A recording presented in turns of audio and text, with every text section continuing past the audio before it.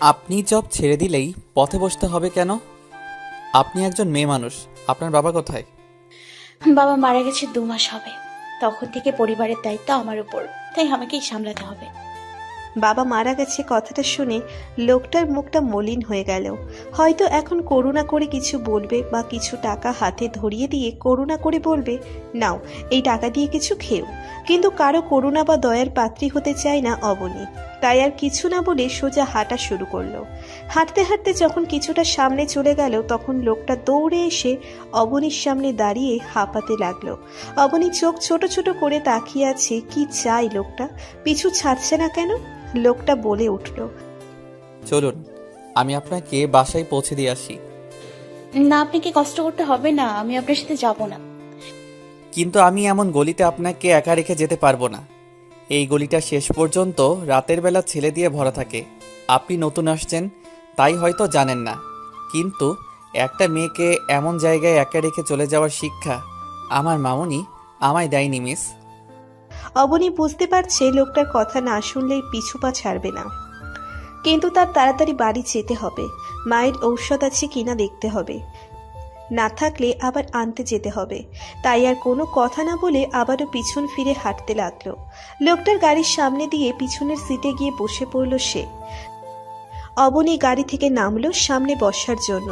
লোকটা গাড়ির দরজা খুলে দিয়ে দাঁড়িয়ে আছে। অবনী চুপচাপ গিয়ে সামনের সিটে বসে পড়ল। লোকটা দরজা লাগিয়ে দিয়ে নিচে ড্রাইভিং সিটে বসে গাড়ি এই তো সামনের গলির পরের গলিতেই। আমি আপনাকে আজ অন্য রাস্তা চিনিয়ে দিব। ওই রাস্তা দিয়ে আসবেন, কোনো প্রবলেম হবে না। না, আমি অন্য রাস্তা দিয়ে এখন যাব না। বিশ্বাস করতে পারেন, তখন যখন কোনো ক্ষতি করিনি, এখনও করব না মিস। বাই দ্য ওয়ে, নাম কি আপনার? বারবার শুধু মিসটুকুই বলতেছি। স্মৃতি নূর অভনি। আপনার? Farhan Ahmed Neel. Okay miss Abhoni, sorry. Why? তখন আপনাকে ওইভাবে বলা ঠিক হয়নি, তাই। বাই দ্য ওয়ে, জব ছেড়ে দিবেন কেন?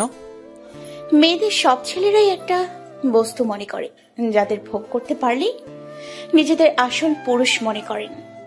হায়নার মতো ঝাঁপিয়ে পড়তে চায় সব সময়, কিন্তু তারা জানে না মেয়েদের যারা সম্মান করতে পারে তারাই আসল পুরুষ, তারাই তার মায়ের উত্তম সন্তান। মেয়েদের দেবার সব থেকে বেশি পছন্দের উপর হচ্ছে সম্মান। যখন নিজের বাবার বয়সী এমডি নিজের মেয়ের বয়সে একটা মেয়ের দিকে বাজে দৃষ্টিতে তাকায়, তখন সেই কাজ করাটা কি উচিত? আমার বাবা আমাকে বলতো সবকিছুর আগে নিজের সম্মান, তোমার সম্মানহানি হয় এমন কিছু করো না। তাই এই জবটাও আমি করব না। কথা বলতে বলতে অবনীদের বাসার সামনে চলে আসলো ওরা। অবনী গাড়ি থেকে নেমে বলল, বাসার নিচে পর্যন্ত আসলেন আর বাসায় যাবেন না, তা কি করে হয়? গরিবের বাসা থেকে না হয় এক কাপ চাই খেয়ে যান। তাছাড়া মাকে সব কথা বলার পর মা অবশ্যই আপনাকে দেখতে চাইবে। মাকে সেই সুযোগটা না কিভাবে দেই বলেন? Sure, why not. ভেতরে চলুন। অবনী গিয়ে বাসার কলিং বেল বাজালে অবনীর মা মিসেস শাহেরা দরজা খুলে দেন। নিজের মেয়েকে দেখে বলতে লাগলেন, এতক্ষণে আসলি তুই মা? আমার তোর জন্য চিন্তা হয় জানিস না তুই? আর ইহা এখনো না খেয়ে বসে আছে তোর জন্য। ওদের কথার মাঝেই নীল এসে সালাম দিল অবনীর মাকে। অবনীর মা সালামের উত্তর দিয়ে বলল, তুমি কে বাবা? অবনী তুই চিনিস নাকি?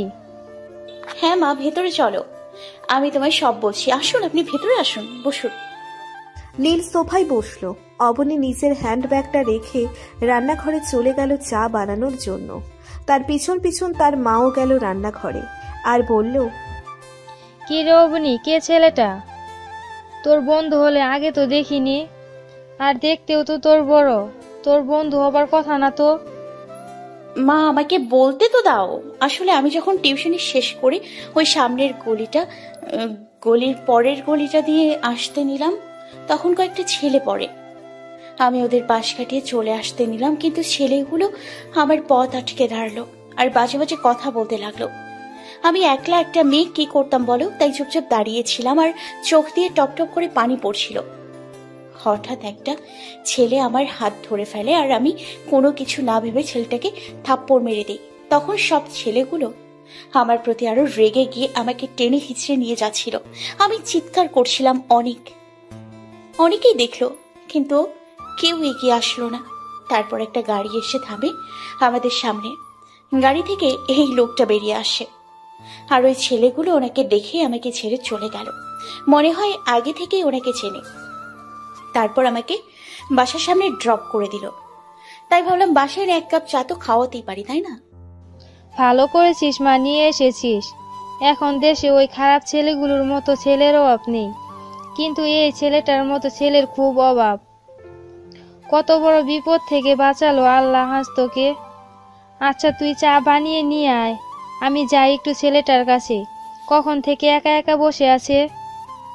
অবনী চা বানিয়ে সাথে বিস্কুট নিয়ে গেল। ওইখানে গিয়ে দেখলো লোকটা ওর মায়ের সাথে একদম মিশে গেছে। খুব হাসাহাসি করেই কথা বলছে ওরা। অবনী টি টেবিলে চা আর বিস্কুটটা রেখে বলল, নিন চা খেয়ে নিন, পরে কথা বলুন, নয়তো চা ঠান্ডা হয়ে যাবে। নীল চায়ের কাপ আর হাতে একটা বিস্কুট নিয়ে খেতে লাগলো, আর অবনী চলে গেল আরিহার কাছে। তখন অবনীর মা বলল, মেয়েটাকে নিয়ে খুব হয় বাবা, কিন্তু কি করব বলো, আর তো কোনো উপায়ও নেই। মেয়েটাকে কাজে না পাঠিয়ে ওর বাবা মারা যাওয়ার পর 1 মাস ছিলাম ওর নানার বাসায়, আমার ভাইয়ের কাছে। কিন্তু কতদিনই বা অন্যের বাসায় থাকা যায় বলো। ভাবি আমাদের সামনে ভালো ব্যবহার করলেও আড়ালে ভাইয়ার সাথে রাগারাগি করতো। তাই মেয়েদেরকে নিয়ে পাড়ি জমালাম ঢাকা শহরে। ইচ্ছে ছিল আমি মানুষের বাসায় কাজ করব, কিন্তু মেয়ে আমার মানতে নারাজ, বলে ও বেঁচে থাকতে নাকি কখনো ওর মাকে অন্যের বাসায় কাজ করতে দিবে না। কিন্তু ও মেয়ে মানুষ, দিনরাত কাজ করে, কখন কি বিপদ হয় বলা তো যায় না। এই যেমন ধরো আজকেই তুমি না এলে হয়তো কাল সকালে বড় বড় অক্ষরে হেডলাইন হতো, ওর মৃত্যুর খবর অনেকেই আফসোস করত। কিন্তু আমি তো আর ফিরে পেতাম না আমার কলিজার মেয়েটাকে। শাস্তি হতো না ওর খুনিদের, কারণ টাকা দিয়ে খুনিদেরও সাধু বানানো হয়। দর্শকদের ফাঁসি রায় হয়েও ফাঁসি হয় না। তোমাকে ধন্যবাদ দেওয়ার ভাষা আমার জানা নেই। আন্টি, আমি যদি আপনার ছেলে হতাম তাহলে কি আপনি এভাবে ধন্যবাদ দিয়ে আমাকে ছোট করতে পারতেন বলুন? তখনই সেখানে অবনী আসলো। অবনী বলল, কি কথা হচ্ছে মা তোমাদের এত? তেমন কিছুই না। আজ উঠি তাহলে, কাজ আছে আমার। ভাগ্য থাকলে আবার দেখা হবে। আবারও এসো বাবা। অবশ্যই, কেন নয়। ভালো থাকবেন। আমার এই কার্ডটা রাখুন, হয়তো দরকার পড়লেও পড়তে পারে। বাই। নীল চলে গেল। অবনী আর ওর মা আরিহা একসাথে খেতে বসে পড়ে। অবনী বলে, মা তোমার ঔষধ আছে? আছে, 2 দিন পর আনলেও হবে, এখন আর যেতে হবে না। অবনী আর আরিহা 2 বোন, ওদের কোনো ভাই নেই। মা আর বোনকে নিয়েই অবনীর সংসার। আরিহা ক্লাস 8-এ পড়ে, আর অবনী HSSC দিয়েছে। বাবার স্বপ্ন ছিল মেয়েকে ডক্টর বানাবে, কিন্তু সেই স্বপ্ন বাবা নিজেই সাথে নিয়ে চলে গেল। তবুও অবনী হাল ছাড়েনি। জব টিউশনির পাশে অনেক রাত পর্যন্ত নিজের পড়াশুনো করে গেছে। বাবার স্বপ্ন যে তাকেও রাতে ঘুমাতে দেয় না। খেয়ে সবাই ঘুমিয়ে পড়ল। একটা রুম ভাড়া নিয়েছে ওরা। মা আর বোনের ডিস্টার্ব হবে বলে বেশিরভাগ সময় ডাইনিং রুমে গিয়ে পড়ে। তবে ওর মাও অনেক সময় ওর পাশে বসে থাকে। আজ আর অবনী পড়তে বসেনি, খুব টায়ার্ড সে। আর নীলকে নিয়ে আজ না চাইতেও খুব ভাবাচ্ছে তাকে। সত্যি পৃথিবীতে সব ছেলে এক হয় না, আবার সব মেয়েও এক হয় না। ভাবতে ভাবতেই ঘুমিয়ে গেল অবনী। পরদিন সকালে প্রখর রোদে রাস্তায় দাঁড়িয়ে আছে অবনী। গাড়িগুলো সব যেন তার সাথে আজ আড়ি ধরে আছে। রাস্তায় হাজারো গাড়ি ছোটাছুটি করছে, কিন্তু অবনীর অফিসের রাস্তায় যাবার মতো একটা গাড়িও পেল না সে। একজন গাড়িওয়ালা বলল ওইদিকে নাকি বড় একটা মাফিয়া গুন্ডা কাউকে রাস্তায় এনে মারছে, তাই সব গাড়ি যাতায়াত বন্ধ ওদিকের। অবনী আজ অফিসে রিজাইন লেটার দিবে। এই অফিসে আর যেতে চায় না সে, তাই গাড়িগুলোর সাথে অভিমান করে নিজেই নিজের গন্তব্যের উদ্দেশ্যে হাঁটা শুরু করলো সে। প্রখর রোদে অবনীর হাঁটতে খুব কষ্ট হচ্ছে, তবুও দ্রুত পা চালাচ্ছে সে। কিছু দূর যাওয়ার পর দেখলো সত্যিই সামনে কয়েকজনকে মারা হচ্ছে। অবনী তীক্ষ্ণ দৃষ্টিতে তাকিয়ে আছে ওই দিকে। ও বুঝতে চাইছে ওখানে কারা আছে, যাদের ভয়ে কোনো গাড়ি আসলো না। হেঁটে হেঁটে আসতে হলো তাকে। সব সময় তো সিনেমায় দেখেছে, বাস্তবে দেখলে খারাপ কি? আর ভাবছে, দেখে তো একজনকে গুন্ডাদের মতো মনে হচ্ছে না, তাহলে ওরা মাফিয়া হলো কিভাবে? সিনেমাতে যখন দেখেছি গুন্ডাদের দেখলেই ভয় ভয় লাগতো, কিন্তু এদের দেখে আমার ভয় লাগছে না কেন? কিন্তু ওরা এভাবে ওদের মারছে, ওদের হাত কাঁপছে না কেন? যাদের মারছে তাদের আমার এমন চেনা চেনা লাগছে কেন? একটু সামনে গিয়ে দেখি তো। ঘড়ির টিকটিক শব্দে ভাবনার জগৎ থেকে ফিরে আসলো অবনী। 10টা বেজে গেছে দেখে সব প্রশ্ন নিজের মধ্যে চেপে রেখেই আবারও হাঁটতে শুরু করলো সে। মনে হচ্ছে মাফিয়াটা বড় মাপের মাফিয়া, তাই এখন এই রাস্তা দিয়ে হাঁটছেও না কেউ ভয়ে। কিন্তু অবনীর ভয় লাগছে না এমন রাস্তা দিয়ে হেঁটে বেড়াতে, দিব্যি লাগছে এখন ওর কাছে। অফিসে রিজাইন লেটার দিয়েই চলে এসেছে অবনী। রাস্তায় এখনো মানুষ নেই, গাড়িও নেই। মনে হয় মাফিয়াটা এখনো রাস্তা থেকে যায়নি। মাফিয়ার প্রতি এক বস্তা রাগ নিয়ে নিজে নিজেই বকবক করতে করতে আবারও হাঁটা শুরু করতে হলো তাকে। কিছুক্ষণ পর পর মেঘের গর্জনে হালকা কেঁপে উঠছে সে। অবনীর মনে হচ্ছে মেঘেরাও তাকে বলতে চাচ্ছে, অবনী বাড়ি যাও তাড়াতাড়ি, আমরা এখনই বৃষ্টি হয়ে ঝরে পড়ব, পরে আমাদের কোনো দোষ দিতে পারবে না তুমি। কথাটা ভেবেই ফিক করে হেসে উঠল সে। আর তার সাথে সাথেই ঝরে পড়ল অঝোর ধারায় বৃষ্টি। প্রখর রোদের মাঝে হঠাৎ ঝুম বৃষ্টি। খুব ভালো লাগে অবনীর। জনমানব শূন্য রাস্তায় বৃষ্টির মধ্যে হেঁটে যেতে খুব ভালো লাগছে অবনীর। এর সাথে আইসক্রিম আর একটা ভালোবাসার মানুষ থাকলে মন্দ হতো না। আমাকে এসব ভাবলে চলবে না, আমাকে প্রতিনিয়ত লড়াই করে বেঁচে থাকতে হবে আমার মা আর বোনকে নিয়ে। দিন শেষে আমার মুখের দিকে তাকিয়ে থেকেই বেঁচে আছে ওরা, আমি কিভাবে অন্যের দিকে ঘুরে তাকাবো? কিন্তু আজ এমন একটা পরিবেশে হিমুর মতো সারা শহরে হেঁটে বেড়ালে মন্দ হয় না। হাতে থাকা হ্যান্ড ব্যাগটা রাস্তা থেকে একটা পলিথিন দিয়ে মুড়ে নিয়েছে সে, যেন যেই টাকাগুলো আছে এইগুলো ও যেন নষ্ট হয়ে না যায়। কিছু দূর যাবার পর সামনে একটা ছেলেকে দেখে থমকে দাঁড়ায় সে। আজও আবার খারাপ কিছু হবে না তো? এমন জনমানব শূন্য রাস্তায় একটা ছেলে একা একটি মেয়েকে পেয়ে বাজে নজর তো দিতেই পারে। বৃষ্টির মধ্যে অবনীর গলা শুকিয়ে কাঠ হয়ে গেছে। ছেলেটিও বৃষ্টিতে ভিজছে, কিন্তু শুধু পিছন দিকটাই দেখতে পাচ্ছে সে। কতক্ষণই বা দাঁড়িয়ে থাকবে সে? মেয়েদের যে প্রতিনিয়ত নিজেকে রক্ষা করার জন্যই লড়াই করতে হয়, তবুও আবার অনেকেরই শেষ রক্ষা হয় না। অবনী আর কিছু বা ভেবে সুতি ওড়নাটা দিয়ে খুব ভালো করে মুখটাকে ঢেকে এগিয়ে গেল সে। ছেলেটি এখনো তাকায়নি অবনীর দিকে, নিজের মতো বৃষ্টিতে ভিজতে লাগলো সে। অবনী বারবার আর চোখে তাকাচ্ছে ছেলেটির দিকে। এখনো শুধু পিছনের দিকটাই দেখতে পাচ্ছে সে। সেদিকে না তাকিয়ে সামনের দিকে হাঁটা ধরলো সে। একটু পর অবনীর মনে হলো ওর পিছন পিছন কেউ আসছে। ঘুরে তাকানোর মতো সাহস ও পাচ্ছে না। ওর মনে হচ্ছে এই বুঝি সব শেষ, শেষ রক্ষা আর হলো না। আস্তে আস্তে মানুষটা আরো এগিয়ে আসলো। অবনী চোখ মুখ খিচে বন্ধ করে রাখলো। তখনই তার চেনা একটা সুর ভেসে উঠল। লোকটা বলল, এই, আপনি অবনী না? অবনী নিজের নাম শুনে সাথে সাথে চোখ খুলে তাকালো। সামনে নীলকে দাঁড়িয়ে থাকতে দেখে থতমত খেয়ে যায় সে। সাথে খুশিও হলো, এখন আর ভয় লাগছে না তার। হয়তো শেষ রক্ষাটা হয়ে গেছে, বা সামনের মানুষটাকে খুব বিশ্বাস করে ফেলেছে তাই। অবনী দেখলো বৃষ্টিতে যেই ছেলেটি ভিজতে ছিল সেটাই নীল। হ্যাঁ, আমি অবনী, কিন্তু আপনি এখানে? বৃষ্টি আমার খুব পছন্দ। তাছাড়া মানুষজনের বা যানবাহনের কোলাহলও নেই। ঢাকা শহরে এমন একটা পরিবেশ পাওয়া খুব মুশকিল, তাই মিস করতে পারলাম না। কিন্তু সামনে তো একদল মাফিয়ার জন্য সব বন্ধ, সেটা আপনি জানলেন কিভাবে? আপনিও কি এই রাস্তা দিয়ে কোনো কাজে যাচ্ছিলেন নাকি? সেটাই তো। আপনি কোথায় গিয়েছিলেন? অফিসের রিজাইন লেটার দিতে। আপনাকে তো বলেছিলাম এই জবটা করব না, তাই। অবশেষে তাহলে জবটা ছেড়েই দিলেন? হুম। তাহলে এখন কি শুধু টিউশনই করবেন? না, নতুন জব খুঁজবো সাথে। আবারও যদি এমন হয়? ছেড়ে দিব, তবুও কখনো নিজের সম্মানহানি হোক এমন কিছু করব না। Strange, I like it. আচ্ছা, আপনি তো ওই দিক দিয়ে আসলেন, মাফিয়াগুলো কি চলে গেছে? আপনি চাইলে চলে গেছে, না চাইলে রয়ে গেছে। মানে আসলে আমার মাফিয়াটাকে কাছ থেকে খুব দেখতে ইচ্ছে করছে। সিনেমার গুন্ডা আর ওই মাফিয়াটাকে আমার এক লাগেনি, তাই কাছ থেকে ভালোভাবে দেখতে ইচ্ছে করছে মেইন লোকটাকে দেখতে সিনেমার গুন্ডাদের মতো লাগে কিনা। ভয় লাগবে না। আর আপনি তাকে দেখেছেন? পেছন থেকে দেখেছি, হুডি পরা, এই গরমেও। না, আমার ভয় লাগেনি তো।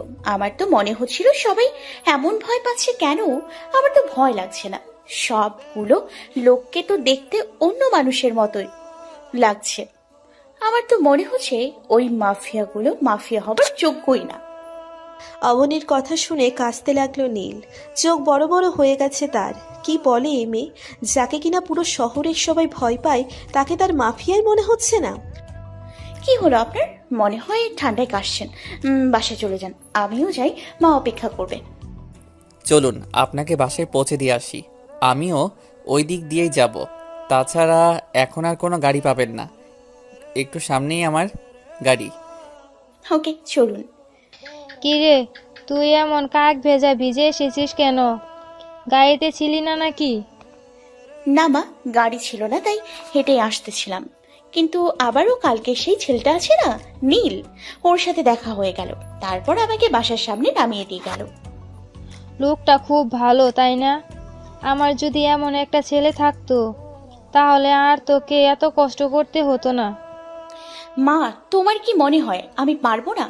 ছেলেরাই কি সব পারে, মেয়েরা পারে না? না রে মা, তোর মতো যার মেয়ে আছে তার আর ছেলের অভাব থাকবে কিভাবে? কিন্তু মাঝে মাঝে কষ্ট হয় তোর জন্য খুব। আর আফসোস নেই আমার।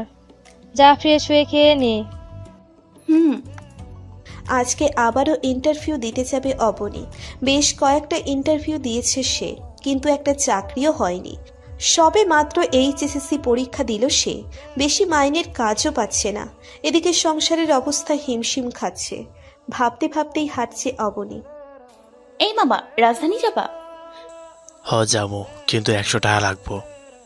কম হবে না মামা? 60 টাকায় যাবে না? না, একদম 90 টাকা লাগবো। অবনী ঘড়ির দিকে তাকালো। ইন্টারভিউয়ের আর বেশি সময় নেই, আজকেরটাও মিস হয়ে যাবে নয়তো। অবনী আবার হ্যান্ডব্যাগটা খুলে দেখলো কত টাকা আছে।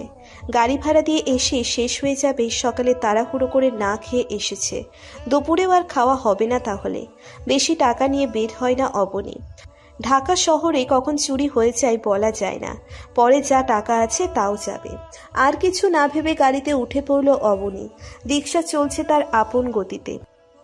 একটু পর অবনী দেখলো তার একটু সামনে একটা বয়স্ক লোক গাড়ি থেকে নেমে বুকে হাত দিয়ে দাঁড়িয়ে আছে। দেখে মনে হচ্ছে অসুস্থ।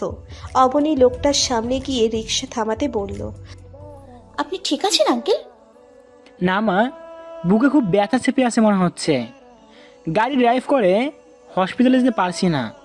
ছেলেকে ফোন দিয়েছি, চলে আসবো হয়তো। ততক্ষণ কি আপনি দাঁড়িয়ে থাকবেন নাকি? আপনি আসুন, আমি আপনাকে হসপিটাল নিয়ে যাই। আমি তো ড্রাইভ করতে পারি না, তাই এই গাড়িটা এখন এখানেই থাকুক, আমি অন্য গাড়ি দিয়ে আপনাকে নিয়ে যাই। চলুন আঙ্কেল। মা, তোমার তো কাজ আছে। আমার কাজের থেকে বড় আপনার জীবন আঙ্কেল, চলুন। অবনী লোকটাকে নিয়ে ডক্টরের কাছে গেল। ডক্টরের কাছে রেখে ও বেরিয়ে আসলো, কারণ লোকটা বলেছে তার ছেলে চলে আসবে এখনই। ডক্টরকে বারবার বলে এসেছে সে লোকটাকে যেন একা না ছাড়ে, ওনার ছেলে আসবে একটু পর। হসপিটাল থেকে বেরিয়ে ঘড়ির টাইম দেখলো অবনী। শুকনো মুখে হালকা মুচকি হাসলো সে। না হোক একটা চাকরি, তাতে কি? একটা মানুষকে সাহায্য তো করতে পেরেছে সে। না হয় আবারও অপেক্ষা করবে আর একটা ইন্টারভিউর। আপু, আপনি আমাদের মাফ করে দেন, আমরা ভুল করেছি। আচমকা এমন কথায় থমকে দাঁড়ালো অবনী। ভ্রু কুচকে সামনের দিকে তাকিয়ে আছে সে। তার ঠিক একটু সামনেই 4 জন ছেলে দাঁড়িয়ে আছে, আর একজন হুইল চেয়ারে বসে আছে। প্রত্যেকটার হাতে পায়ে মাথায় মুখে ব্যান্ডেজ। মুখ দেখে চেনার উপায় নেই। অবনী ছেলেগুলোকে চেনা চেনা লাগলেও ঠিক মনে করতে পারছে না সে এরা কারা। আজ এতদিন পর আবারও ইন্টারভিউতে যাবে সে, তাই ব্রেনে এত চাপ দিয়ে মনে করানোর কি দরকার আছে অবনীর? তার মধ্যেই ছেলেগুলো আবারও বলে উঠল, আপু সরি, প্লিজ আমাদের মাফ করে দেন, নইলে যে আমাদের খবর আছে।